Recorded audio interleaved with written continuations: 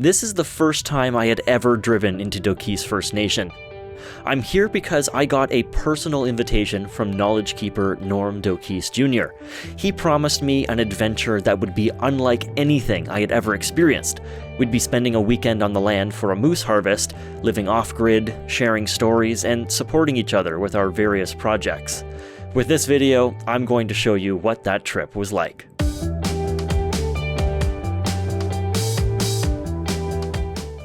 At the end of the long, winding road, I came to a small boat launch. It was a few kilometers away from the heart of the community. That's where I met Norm and his colleague Chris Hachkowski for the first time.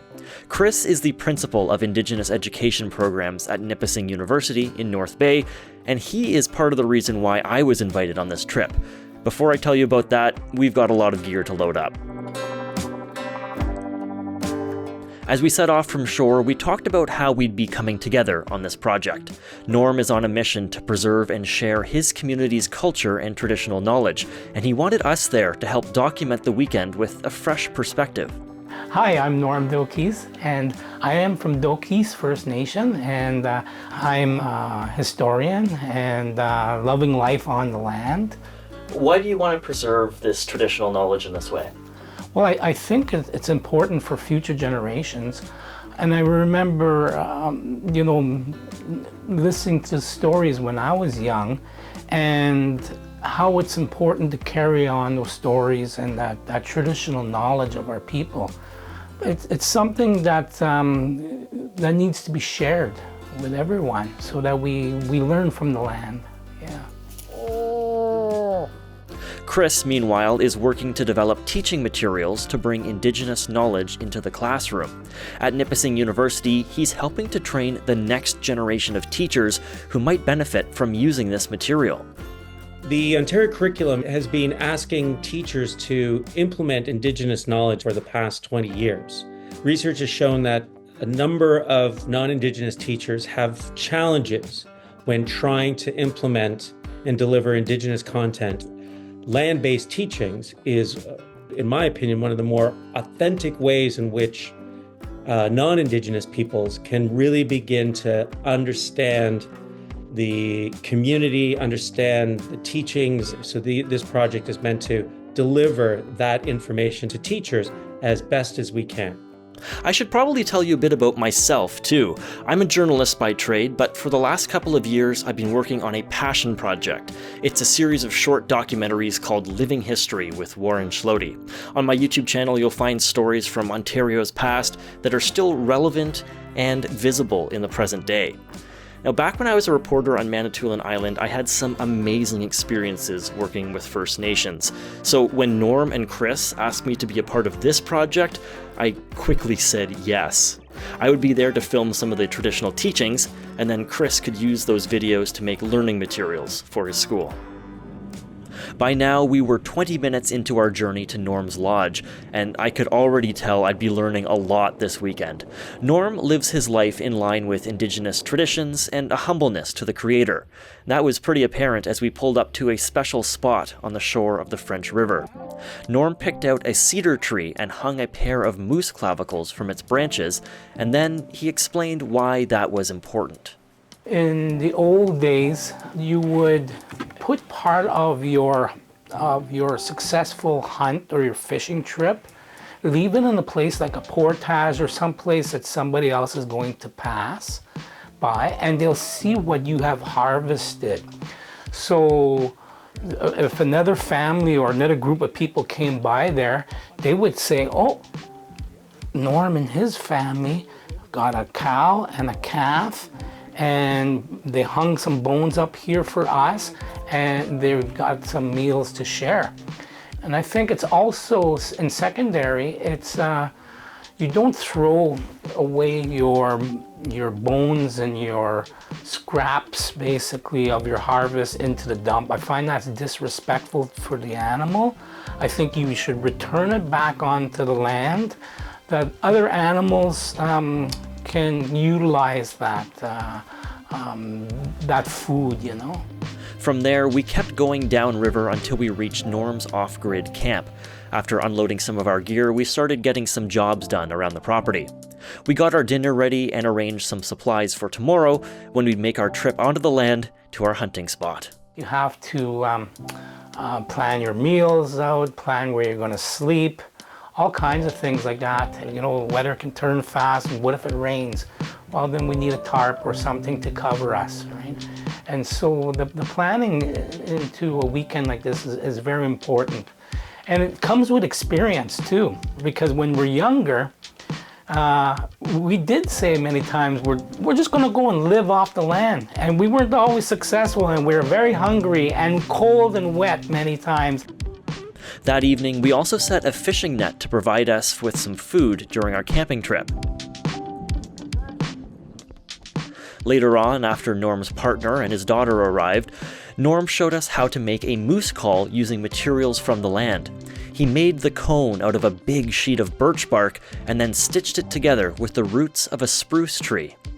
After that, we called it a night and drifted to sleep on the floor of Norm's main cabin. The next morning, we got into the boat to check our fishing net. Before we pulled it up, Norm's partner Tammy made an offering of tobacco, or sema, to the Creator. It's a way of showing humbleness, respect, and thanks for the promise of a good harvest. It was incredible to see the biodiversity in the French River. The net held onto the fish during the night, but it kept them alive, and that way, as we pulled it up, we could safely release the species that we weren't planning to keep. Oh, a bass. Interesting thing about bass, the French adopted the Ojibwe word for bass. So in Ojibwe... Norm was full of knowledge about the species in the net and how each one can be used for its own purpose beyond just food. He even got some surprises along the way. 2 more gar coming. This is unbelievable. I've never seen this in my life. More. What's going on? We kept enough fish to have a meal later and left an offering in thanks to the Creator. We want this one to float in the water. The suckers will float, and the eagles have a chance to eat. And then we went back to grab our gear. Norm's boat definitely felt cozy with all of us piled next to our gear, but it was a nice ride through Dokis territory. Norm has traveled on these waters for his whole life, and he shared a lot of interesting stories about the places we passed. We entered into our last bay and beached our boat on the sandy shoreline. This is a stunning part of Dokis First Nation. Our campsite was amazingly quiet and peaceful. This is one of the many secluded coves along the French River.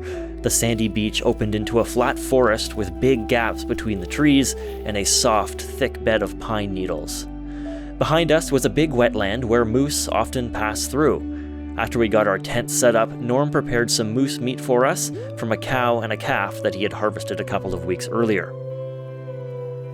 As we cooked them over the fire, Tammy showed us how to wrap bannock around a stick, and we roasted those as well. The land provided many of the things we needed, from our cooking sticks to the firewood to the meat itself. Now that we had some food in our system, we set back to work. This time we were making a shelter for us to wait in as we called the moose toward us.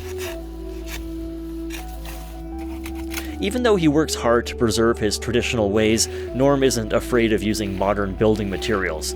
Our hunting shelter used a plastic sheet for a roof and tape to attach it to the support trees we used. We called for moose a few times that afternoon, but didn't hear any action in the bush. So we decided to take a break until nightfall. Back at the campfire, we cooked up the fish we harvested that morning as our dinner.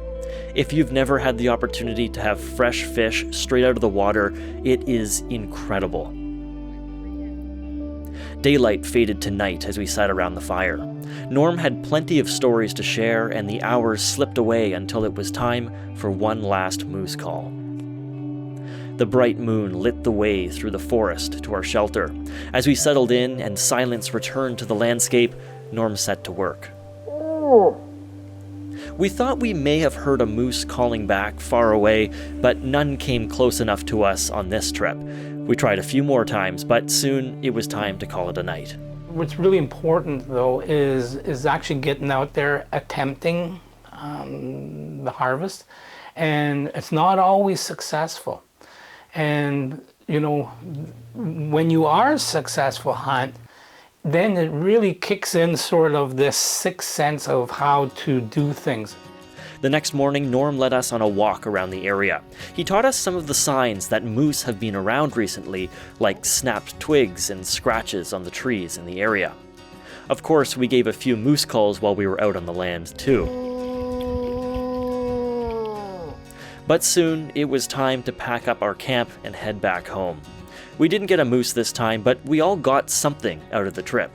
I probably did the most learning, whether it was seeing the amazing biodiversity in the French River, using traditional methods to make a moose call, or just hearing dozens of stories about this land as we sat around the fire. It's easy to imagine the impact this could have if more people could access traditional knowledge like this. That's why Chris Hechkowski, the Nipissing University professor, is such a supporter of this work. The modules aren't about showing people this is what happens in the moose hunt. It's what is the story telling us about the community, right? Like the story that Norm told. It was a funny story about the relationship of the beaver and the moose, but that does talk about relationality. So how do we bring that into the teaching module? How do we bring in the history of the fish in relation to the season we're in? Because that was another traditional harvesting practice we did.